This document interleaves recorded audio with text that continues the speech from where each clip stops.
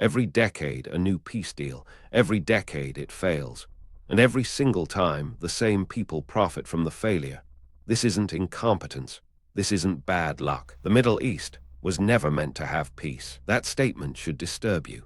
Because if peace were actually the goal, with trillions of dollars spent, thousands of diplomats deployed, and decades of negotiations, something would have worked by now. But here's what nobody wants to admit. As former British Foreign Secretary Lord Palmerston once declared, nations have no permanent friends or allies. They only have permanent interests. And the permanent interest in the Middle East has never been peace. It's been control.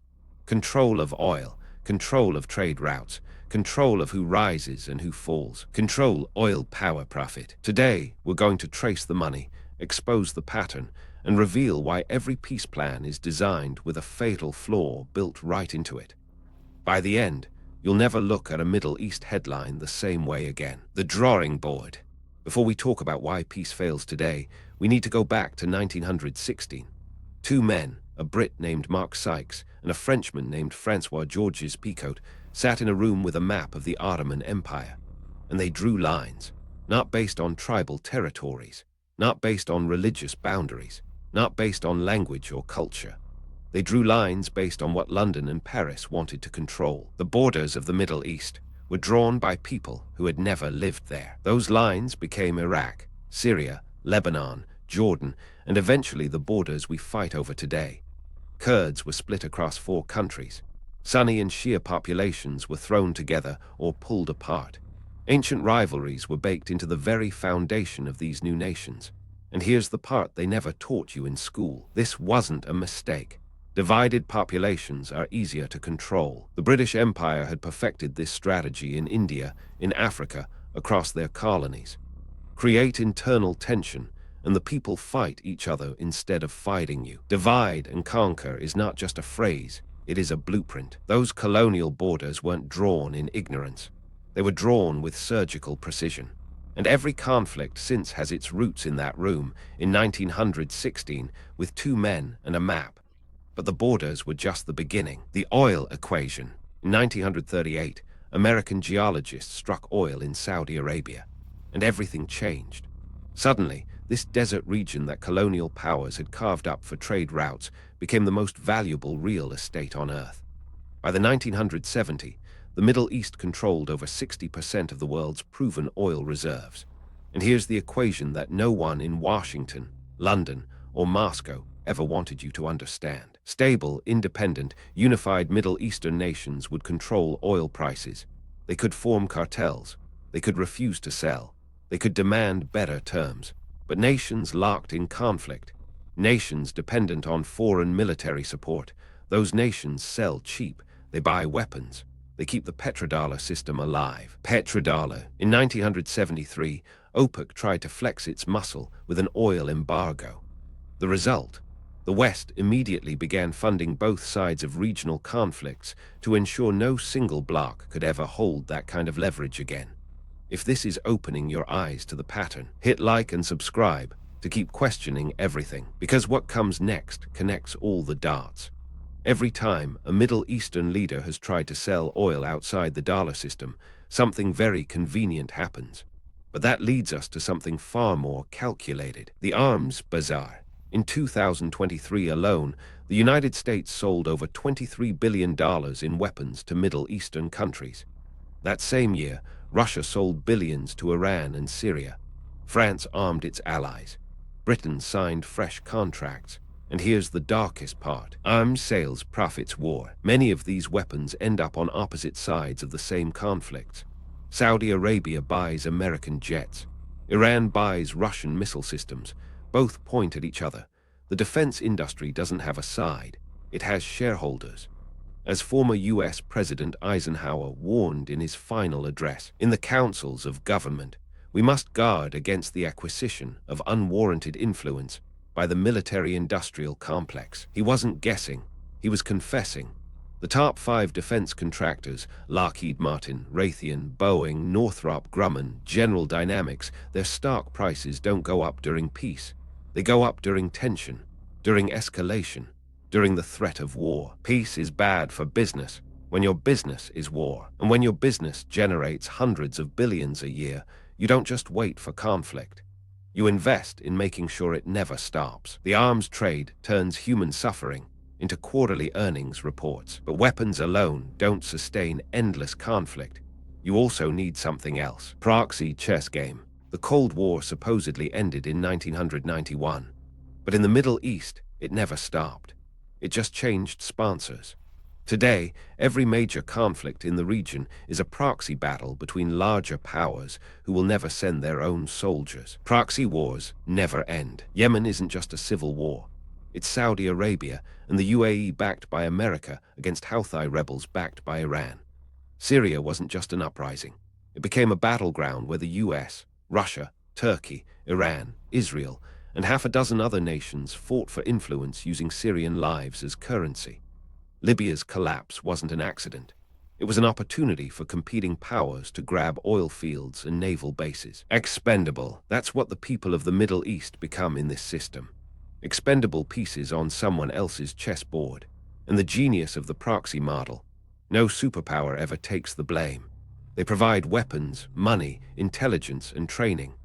But when hospitals are bombed and cities are leveled, they point at their local allies and say, "That wasn't us." In proxy wars, the sponsors get the oil and the proxies get the graves. This system is self-sustaining because every proxy victory for one side creates a new grievance for the other. And that brings us to an even more uncomfortable truth. Religion as weapon. Here's something that will make a lot of people uncomfortable. The Sunni-Shia divide is over 1,000 years old. But for most of that history, Sunnis and Shias lived side by side. They traded, they intermarried, they built cities together. The weaponization of this divide is modern, and it's deliberate. Religious hatred in the Middle East is manufactured, not inherited. After the 1979 Iranian Revolution, outside powers saw an opportunity. A Shia theocracy in Iran could be used to terrify Sunni monarchies in the Gulf, and terrified monarchies buy weapons. They seek protection. They become dependent. So the narrative was crafted. Iran is the Shia threat. Saudi Arabia is the Sunni bulwark. Pick a side. Buy our weapons. Let us build bases on your soil. Billions of dollars in Saudi-funded madrasas spread a hardline version of Sunni Islam. Iran-funded militias spread Shia resistance ideology. Both sides radicalized populations that had coexisted for centuries. Religion becomes a weapon when power needs a justification for division. The people on the ground aren't fighting a holy war. They're fighting a manufactured one, designed to keep them divided, designed to keep them buying weapons, designed to keep them dependent. And speaking of dependence, there's another tool in the playbook: aid that enslaves. Foreign aid sounds noble. Rich countries helping poor countries rebuild. But follow the money. Follow the money trail. When the United States gives $3 billion a year in military aid to a country, that money doesn't go to the country. It goes to American defense contractors. The receiving nation gets the weapons, but also gets the debt, the dependency, and the obligation to align with American foreign policy. It's a leash disguised as a gift. The IMF and World Bank play the same game on the economic front. After every conflict, these institutions swoop in with loans. Rebuild your infrastructure, they say. Modernize your economy. But the loans come with conditions. Privatize your industries. Open your markets. Let our corporations in. As former IMF chief economist Joseph Stiglitz revealed, the IMF has made a pattern of bailing out creditors rather than helping nations develop. Country after country in the Middle East and North Africa has taken these loans and ended up less sovereign than before. Egypt owes the IMF billions. Jordan is dependent on foreign aid for basic government functions. Iraq's reconstruction contracts went overwhelmingly to American and European companies. Aid that creates dependence is not aid, it is economic occupation. The cycle is elegant in its cruelty. Create conflict, sell weapons during conflict, offer loans after conflict, profit at every stage. But there's another layer to this machine: the media filter. Have you ever noticed how Middle Eastern conflicts are covered on the news? Every story has a hero and a villain, a good side and a bad side. And somehow, the good side always aligns with whoever is buying our weapons. Narrative. During the Gulf War, A young Kuwaiti girl testified before the US Congress about Iraqi soldiers throwing babies out of incubators. It was a lie, fabricated by a PR firm called Hill and Knowlton, paid for by the Kuwaiti government. But it worked. Public opinion shifted overnight, and the war machine had its green light. Lies media control consent. This isn't ancient history. It happens with every conflict. Certain atrocities get 24-hour coverage. Others are buried on page 12. Certain refugees are sympathetic. Others are invisible. The media doesn't tell you what to think. It tells you what to think about and what not to think about. As Noam Chomsky documented extensively, the smart way to keep people passive and obedient is to strictly limit the spectrum of acceptable opinion. When you control the story, you control the reaction. The public never demands peace because the public is never given the full picture. They see the symptom, never the system. And the system depends on one more critical element. Peace deals, rigged. Let's talk about the peace deals themselves. Oslo Accords, Camp David, Abraham Accords, Madrid Conference, Geneva talks, dozens of attempts, billions spent. And here's what they all have in common. Every single one was designed by the same outside powers who profit from the conflict continuing.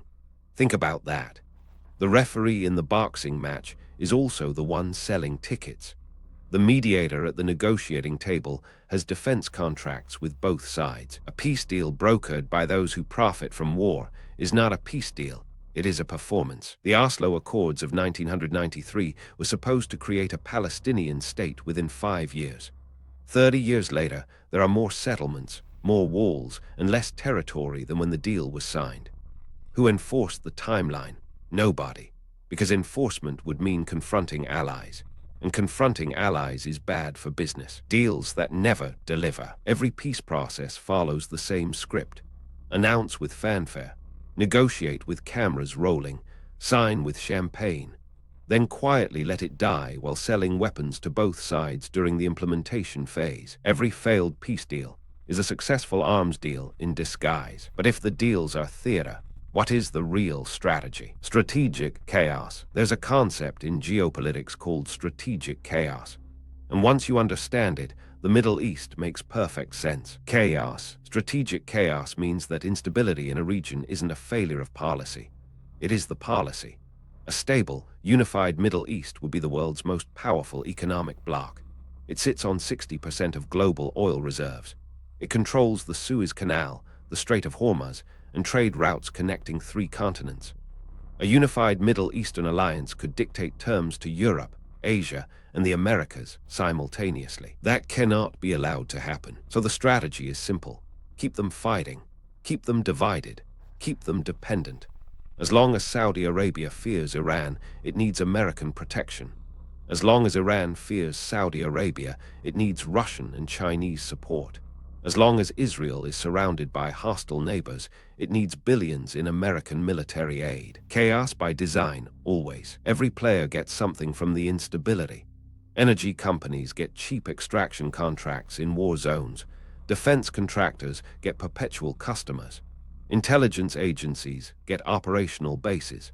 Politicians get campaign donations from all of the above. The purpose of foreign policy is not to bring peace, but to bring advantage. Stability would end the most profitable game on the planet. And that brings us to the final, most uncomfortable question of all. Who breaks the cycle? So if peace isn't coming from the outside, where does it come from? Here's the uncomfortable answer. Peace will only come when it is more profitable than war. The system we've described today isn't invincible.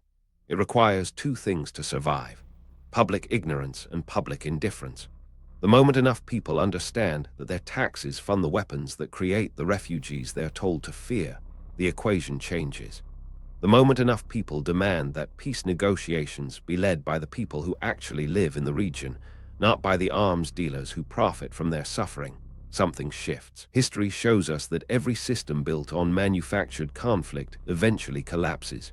The British Empire collapsed. The Soviet bloc collapsed. Apartheid collapsed. Not because the powerful had a change of heart, but because the cost of maintaining the lie exceeded the profit. First they ignore you, then they laugh at you, then they fight you, then you win. Truth wins, eventually, always. The Middle East will have peace. but only when the people of the world decide that human lives are worth more than defense stock prices. And that decision starts with understanding, which is exactly what you've done today by watching this far. Let's step back and look at the full picture. Colonial borders designed to divide, oil that made the region too valuable to leave alone, an arms trade worth hundreds of billions, proxy wars that let superpowers fight without bleeding, religion weaponized to justify the division, foreign aid that creates dependence instead of independence, media that filters reality, peace deals designed to fail, and strategic chaos as an actual policy. System exposed, truth revealed. This is not a conspiracy theory. This is documented history, exposed by former presidents, Nobel Prize-winning economists, and the very architects of the system. The Middle East doesn't lack peace because its people are incapable of it. It lacks peace because peace would upset the most profitable arrangement in modern geopolitics. War is a racket. It always has been. It is the oldest, easily the most profitable, surely the most vicious. If you made it this far, comment by design to prove you see the pattern now.